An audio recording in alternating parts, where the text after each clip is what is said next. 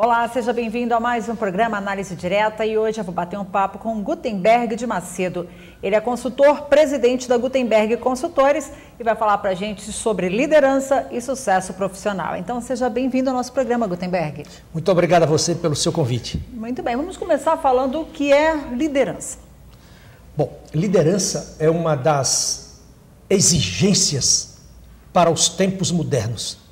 Apesar de que sofremos uma crise de liderança gigantesca nos últimos anos. Essa crise ela se reflete na vida política do país, na vida religiosa do país, na vida acadêmica do país e até mesmo na vida empresarial do país, em função dos graves escândalos que nos assombram, que nos assustam e colocam a nossa crença no país em total desvantagem. É uma crise não apenas de liderança, mas sobretudo uma crise moral. Como eu escrevi recentemente, é a morte do caráter brasileiro. De qualquer maneira, a liderança é algo extremamente essencial a uma nação, a um país, a um povo, a uma igreja, ao lar. E o que é que se espera de um líder?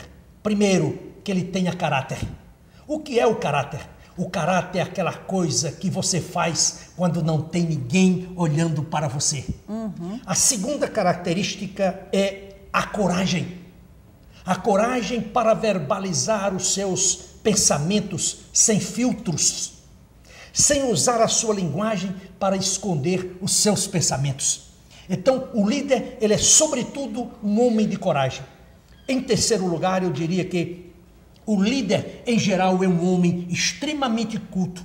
Quando eu falo culto, eu me refiro não apenas ao conhecimento humanístico, mas eu falo principalmente do conhecimento de Deus. Como eu digo no meu livro, O Princípio da Sabedoria, Lições de Salomão para o Bem Viver, o princípio da sabedoria é o temor, é a reverência ao Deus Todo-Poderoso. E até isso nós estamos perdendo. Uma outra grande característica de um líder é que ele nunca desiste diante da adversidade. E é precisamente no seu da grande tempestade que ele dá demonstração do seu caráter, do seu comportamento ilibado, da sua seriedade. E ele conduz o povo, como Moisés conduziu milhares de judeus através de um deserto, através do Mar Vermelho até a Terra Prometida. Em suas palestras, é fácil descobrir quem pode ser um verdadeiro líder? Existem duas teorias. Uma teoria que diz que você nasce líder. Eu sou adepto desta teoria. Existe outro que diz que liderança você aprende. Eu, particularmente, defendo que o líder, ele surge no berço, quando a mãe o acalenta, quando a mãe o amamenta.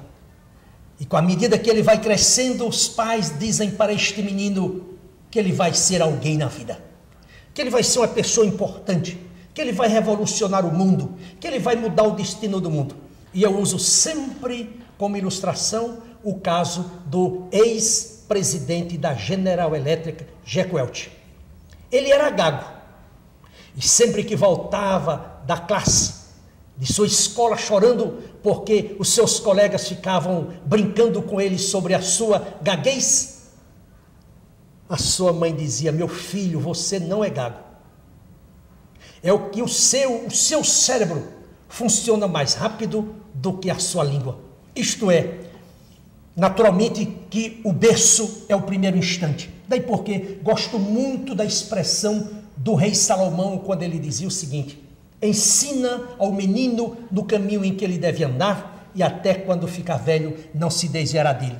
Ou então as sábias palavras do Rui Barbosa: a suprema santificação da linguagem humana, abaixo da prece, está na educação da mocidade.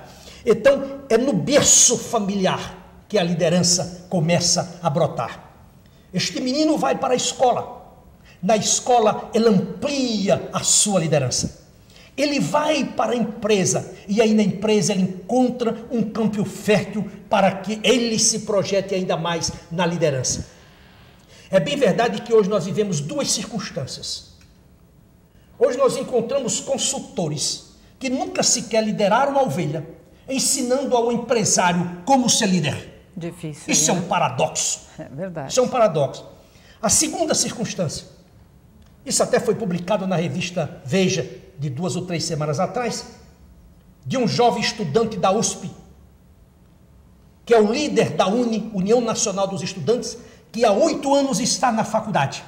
E ele disse que não tem pressa para estudar, para terminar os seus estudos, e que também não tem pressa para trabalhar. Você imagine que tipo de líder é este?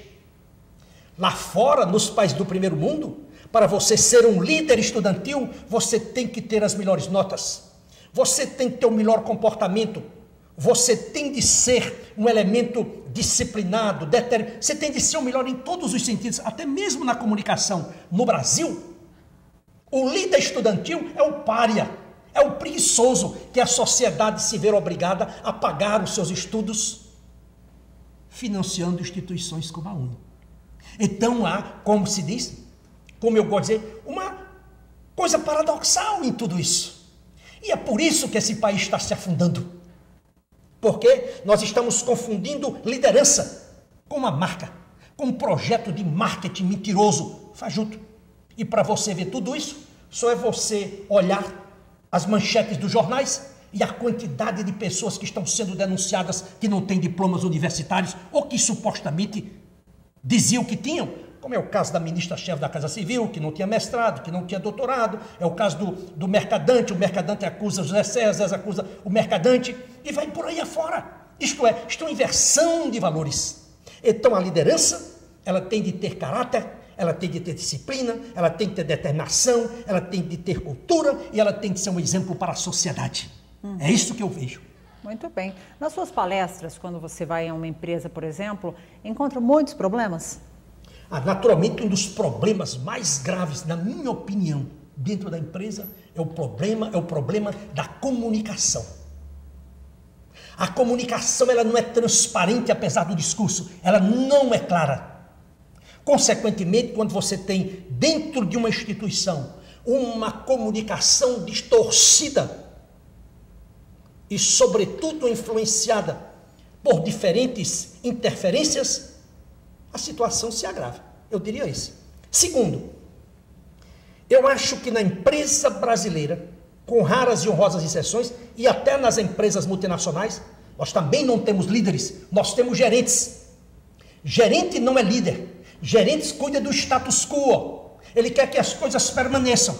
O líder, ele desafia as coisas e ele aponta numa direção contrária.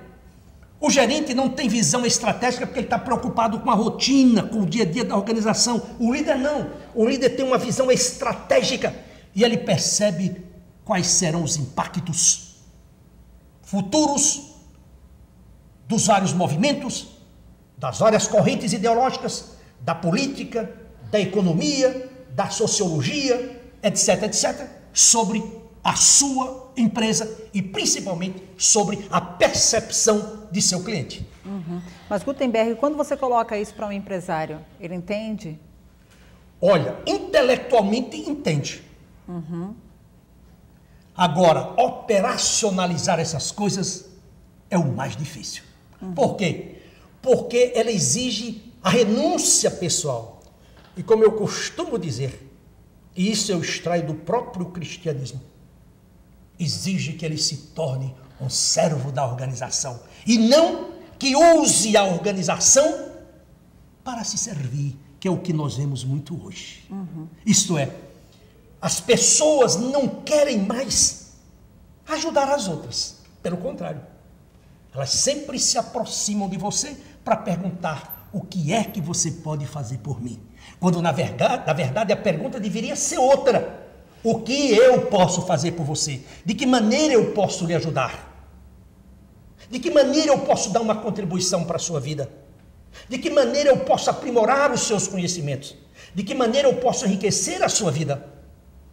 Hoje, são poucas as pessoas que estão dispostas a se tornarem servas e servos da sociedade. Muito bem. Ser líder não é ser arrogante, chato, antipático com os funcionários. Não. Porque geralmente o líder sempre é assim, né? Ele Esse quer é um... mostrar aquela... Com certeza. Eu descrevo esta pessoa como um psicopata. E você tem psicopatas nas empresas em posições de liderança e mando. E isso não é apenas na empresa não, hein? Isso é nos círculos religiosos, isso é na academia, isso é em qualquer lugar. Você sempre tem. Não é? Por quê? Porque o verdadeiro líder, ele é, acima de tudo, uma pessoa justa, uma pessoa prudente, uma pessoa de bom senso. Ou, se você preferir, como eu digo no meu livro, um sábio. Ser sábio é saber ouvir atentamente o que o seu interlocutor tem a dizer, compreender e transformar aquilo num aprendizado.